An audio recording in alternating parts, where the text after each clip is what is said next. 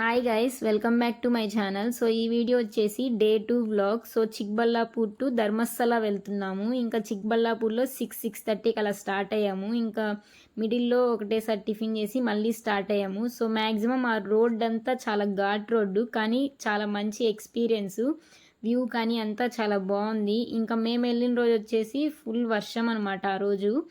So అక్కడ వర్షం పడుతూ ఆ క్లైమేట్ కూడా చాలా బాగుంది.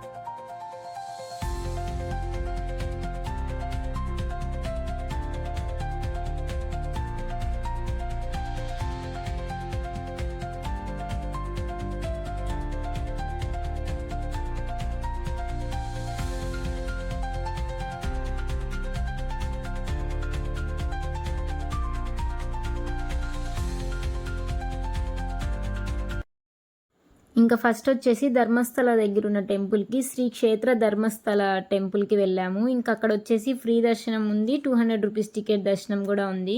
సో మేము 200 రూపీస్ టికెట్ దర్శనంకి వెళ్ళాము. మాకు ఒక 3 అవర్స్ అలా పట్టింది దర్శనం కూడా. ఇంకా అప్పుడు దాకా ఇంకా వెయిటింగ్ హాల్లో వెయిట్ చేసాము.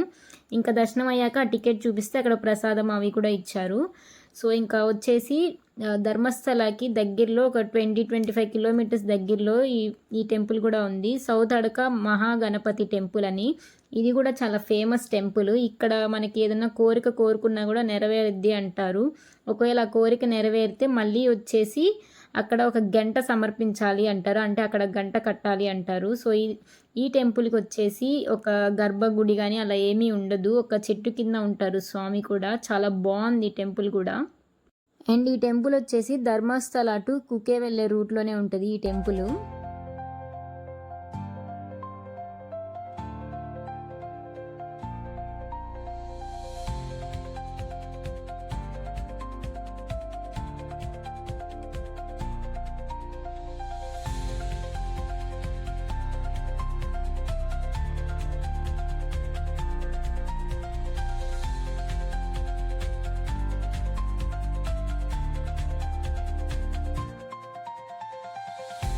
ఇంకా 2 టెంపుల్స్ చూసుకొని కుకే వచ్చేసరికి ఈవినింగ్ అయింది. ఇంకా కుకేలో కూడా శ్రీ సుబ్రహ్మణ్య స్వామి టెంపుల్కి వెళ్ళాము. ఈ టెంపుల్ కూడా చాలా బాగా దర్శనం అయింది. అండ్ ఇది కూడా మోస్ట్ ఫేమస్ టెంపుల్ అనుకుంటా కర్ణాటకలో. సో ఇంకా ఈవినింగ్ అయ్యేసరికి మొత్తం ఇంకా అక్కడే టెంపుల్కి దగ్గరలో రూమ్ తీసుకొని రెస్ట్ తీసుకున్నాము.